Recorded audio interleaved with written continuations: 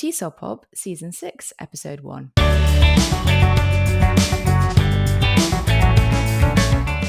Hello and welcome to TESOL Pop, the mini podcast for busy teachers. My name is Laura, and joining me today to talk about accessibility and inclusivity with technology is my guest, Joe Dale. Joe is an independent languages consultant from the UK who works with various organisations such as the Association for Language Learning, the British Council, the BBC, Skype, Microsoft and The Guardian. He was the host of the TES MFL Forum for 6 years, a former SSAT languages lead practitioner, a regular conference speaker, and a recognised expert on technology and language learning. A very warm welcome to the show, Joe. Thank you so much for your time. Oh, it's my absolute pleasure, Laura. Love podcasting. It's really amazing to be on a video podcast. I haven't done one of those before for a while, so it's a real pleasure on a Friday evening here on the Isle of Wight. It's great. In today's episode, we're going to talk about 3 technologies that you can use to make your ELT classes more accessible and inclusive. For each tool, we'll talk about how it works and the ways in which it can support your learners. And Joe has picked tools for today that are free or have free versions at the time of this recording, so you can give them a try. As with many TESOL Pop episodes, of course, today's episode extends beyond the ELT classroom and is relevant to so many other subjects. So why not continue the conversation by sharing today's episode with your teaching community? Joe, which tool have you prepared today for us to talk about? Okay, so the first tool I would talk about in relation to accessibility and inclusivity is Immersive Reader. Now, Immersive Reader comes bundled with Microsoft tools such as Microsoft Word or PowerPoint or Flip, formerly known as Flipgrid, or Class Notebook, or other third-party tools such as Wakelet. But there's also a Chrome extension called Use Immersive Reader on websites, which allows you to use it on any website. You can select a text and then you can have it played back to you. So it's a really fantastic model of pronunciation. It also recognizes the language of the text automatically. Obviously, here we're talking about ELT teachers, but I loved how you said earlier about, pass this on to other colleagues in any curriculum subject, because this can be used with ELT, EAL, any students at all that need that bit of extra support, and it can really give them confidence and encourage their independence, and it can give them a model of pronunciation. You can also choose the speed of the pronunciation as well, so you can have it going slower or faster. You can choose a male voice or a female voice, and then in addition to that, there are other language features which are particularly useful. So, for example, you can choose to have all the different parts of speech, such as nouns, verbs, adjectives, and adverbs, coloured automatically in different colours. So, for example, the nouns could be red and all the verbs could be green, etc. You can also add labels as well. So you can see above each word, it will say either N or ADJ or ADV, etc. You can even have syllables as well. So you can have a word broken down into different syllables. So I think that's fantastic. From a dyslexia point of view, you can have different colored backgrounds. So you can have like a blue background or a yellow background or a green background. You can also have what they call line focus. So you can have a text which is you can only see one line at a time. So in the olden days, I can remember using a ruler and just moving the ruler down the page. This is the same sort of thing, just sort of a digital way of doing the same thing. So you can either have one line at a time, or if you want to, you can have 3 lines at a time. So when you press play, it will then read it one line at a time and then go on to the next line, which I think is a really nice feature, because with dyslexic readers, they can find that if they look at one big text in one go, that it can sort of swim on the screen for them. So it's really lovely, I think, that they have that line focus there. In addition to that, you've also got the opportunity of having a picture dictionary. So it means that you can click on individual words and particularly nouns, I would say, and when they then come up, you then have the image which is there to help you. There aren't images for every single word, but for lots of sort of common nouns, etc., there are picture support, which I think is really brilliant as well. And in addition to that, you can have the individual pronunciation as well of that word. So let's say you click on a particular word, you can listen to it, or you can choose the translate feature, and you can translate by word or by text. If you choose by word, you can then click on a word. Let's say you'll see the picture prompt if it's available. You can then click on the headphone icon and listen back to the pronunciation of that word, and also the translated version as well, which I think is fabulous. So from the point of view of accessibility, it's just great for helping students be more independent, giving them more Yeah. confidence, allowing them to do some grammar awareness. Um, it allows them to have a nice model of pronunciation. They can choose to change the speed or have a male or female voice. I think there's so much that you can do with it in an ELT classroom. But again, across the curriculum, I think it has a lot of value.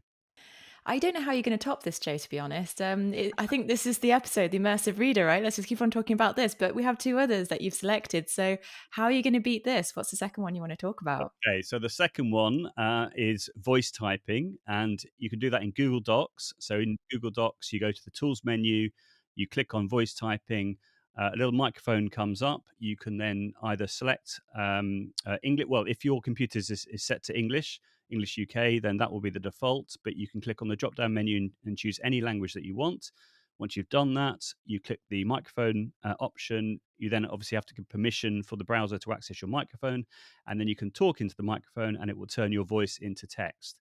So that's brilliant, I think, from the point of view of pronunciation practice and again giving the students independence. And then the equivalent in Microsoft Word is what's called dictate.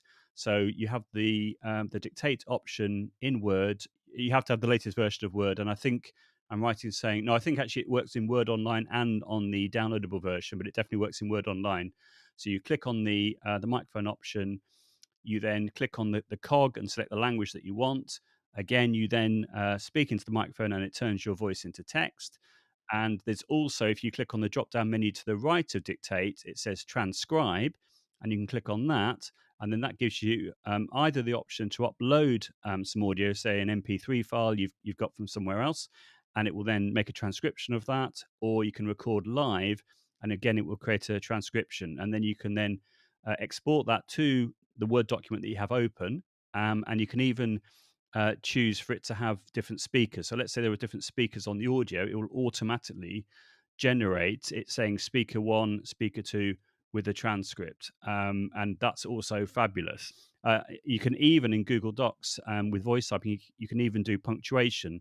So you can say, as with Word actually as well, you can say things like new line, full stop, and actually in Word with the transcription option, sorry, with the dictate option, you can enable auto punctuation. So it will actually do a lot of that heavy lifting for you as well. So it's not just about dictation; it will also sort out the grammar as well. But you can say things like full stop, new line.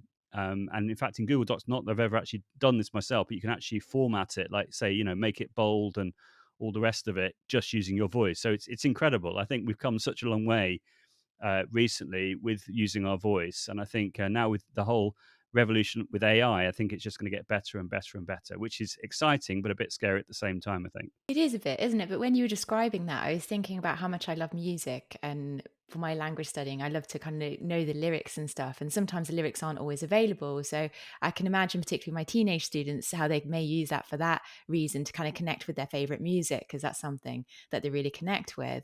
I wonder, how accurate is this when it comes to connected speech and maybe slang and less familiar words? Have you tested it out, and is it quite accurate, or when it goes into more colloquialisms it may struggle? I think in general, it's a really good question. I think in general, it is very accurate, both the Microsoft and the Google equivalents. There's also, in relation to what you just said, in relation to say, if there's some music on YouTube, there's automatically YouTube generates transcripts anyway on YouTube clips, but there's also a website I discovered recently called YouTubetranscript.com, and you just basically paste the link of the YouTube link there, and it just generates the transcript automatically. And then what you could do is highlight that, copy it, put it into GPT, and then generate some questions about it, for example, or generate a summary. You could say, make a 100-word summary of this song, either from an independent student point of view or from a teaching point of view. You could then create a worksheet based on that particular song, respecting copyright, of course, I have to say. Yeah. Yeah. I'm glad you added that in. I was just thinking that's all my karaoke lyrics all printed out. So next time I'll be ready. There we are. That's brilliant. These are really two great tools you talked about. So that is the immersive reader that we talked about first, and this one is the voice typing technology. We have one more that we're going to cram into this value-packed episode. What would you like to finish this episode with? Okay, so the last feature I'm going to talk about in relation to either Microsoft or Google tools is closed captioning. Now, in Google Slides, to enable closed captioning, you have to just click on the three dots, bottom left, when you're in slideshow mode. It will then say captions. You then click on that. Unfortunately, it's only available in English in the in Google Slides, but of course for an ELT audience that's fine. But if you're looking for other languages, then the Microsoft equivalent is the way you'd want to go if you have access to Microsoft tools. But in Google, you can choose whether you want the text to appear above or below the slide, the size of the text as well. And once you've done that, you simply click on the captions option, give permission for the microphone to access Google Slides, and then you talk away, and then the closed captions will appear underneath or above or wherever you've selected. Now, it won't record those. You'd have to use a third-party tool to record the screen if you wanted to, like Screencastify or Loom or something like that. But it's great, I think, for an accessibility point of view. The students can make those sound spelling links by looking at the text while hearing your voice at the same time.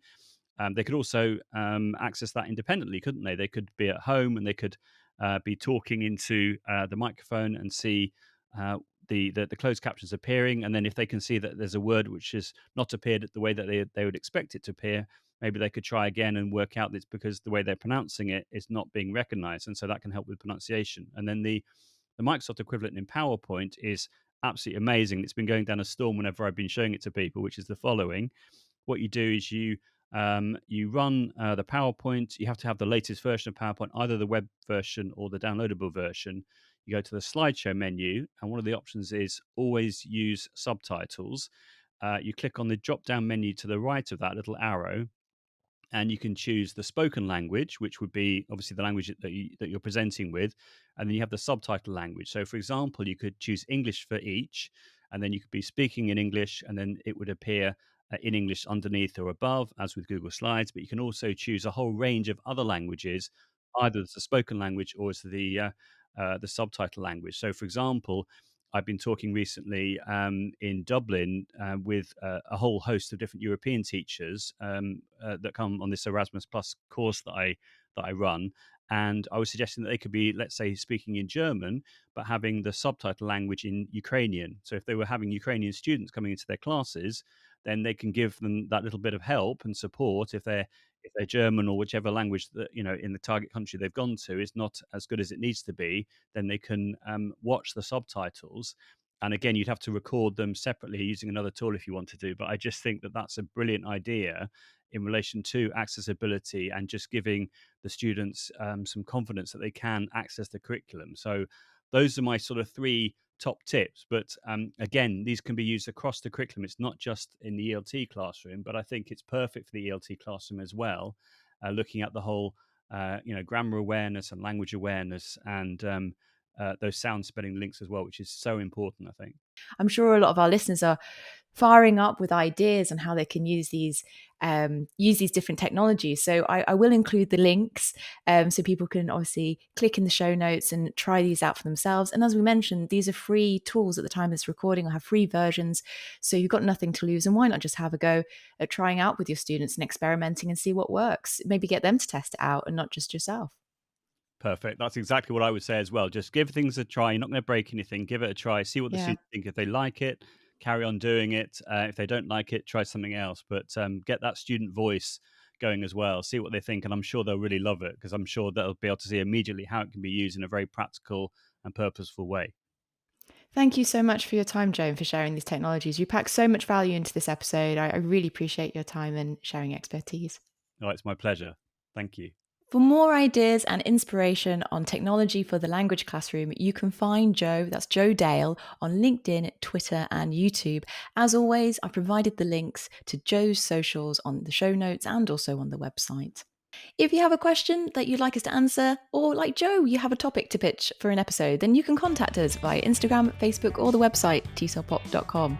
Finally, you can support the work we do at TESOL Pop by leaving a rating and review. Please do, wherever you listen to your podcast, or by sharing the TESOL Pop content with your teaching community, or by even sponsoring our coffee break at ko-fi.com/TESOL Pop.